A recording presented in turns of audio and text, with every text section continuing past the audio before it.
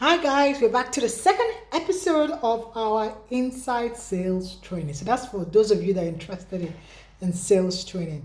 And today I'll be talking more in terms of the roles and responsibilities. Now, the roles that are common out there for inside sales will be things like BDR, Business Development Rep, SDR, Sales Development Rep.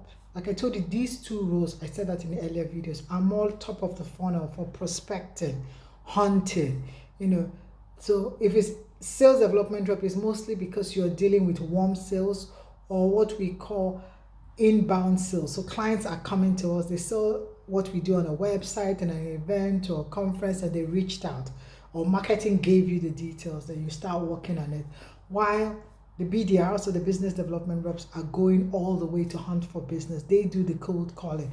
They go on LinkedIn, look for those clients, start emailing them. They go for conferences or go to the data gotten from a conference or an event and start mailing some of those clients that think they are interested in the organization's product and solutions. While we have the account executives who take care of the bottom of the funnel. So after you've done the prospecting, they come and take over and do the nurturing and close the deals. So also in the way we manage, in terms of the way we measure them, is differs.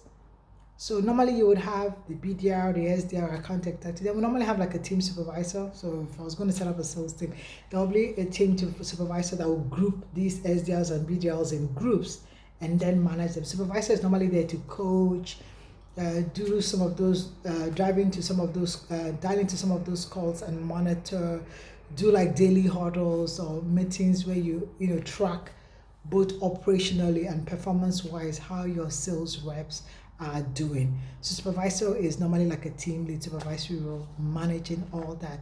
Now let's come to the actual skill sets the BDRs, SDRs, account executives will be needing. Now, a lot of the skill sets are soft skills. There will be hardcore skills if you are going for experienced role. And I would explain. Now, the tendency is for us to go for active listening. You're able to listen, engage the client based on what you've heard, clarify what you've heard, because in doing that, you can identify the problems the client has, problem solving, presentation, communication skills, using marketing comms tools like, all the Zoom, the Google Meets, setting up webinars, emails, and all that, phone calls. Those are the normal marketing tools you will do. You can negotiate, as well as you're driven, self-motivated. Now, most of these soft skills, we would ask you behavioral type questions in an interview, and that's what we are trying to determine. When we paint all those scenarios, like, tell me when you last solved a very difficult problem and you never thought, and how did you go about it and what was the outcome? We are looking for those soft skills I just mentioned. Now, the hardcore skills, I will say, they are really necessary if the role is for an experienced hire. So, product knowledge, if we expect you to know our products and our solutions, that is because it was an experienced hire role.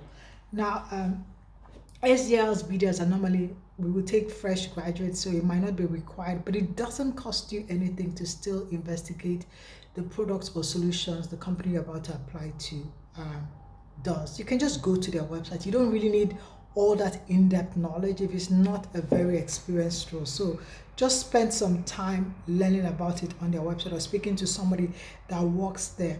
So if it's also an experienced hire, apart from the product knowledge, you're looking for more sales type advanced skills like objection handling.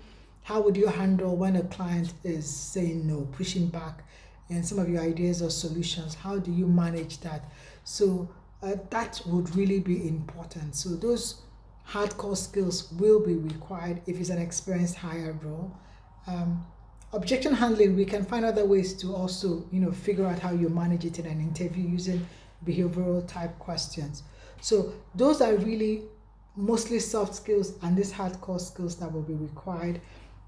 Talking about the roles and how we measure. So we normally will track the performance. If you do get the role, we will do performance monitoring, and we will also do operational monitoring. But maybe we will take that in the next session because I think this video is getting too long. But you know what? If you really want me to talk about other aspects of sales, please ping me, drop it in the comment sections or DM me. I will want to get your guidance on how far we can take this series. Happy Friday.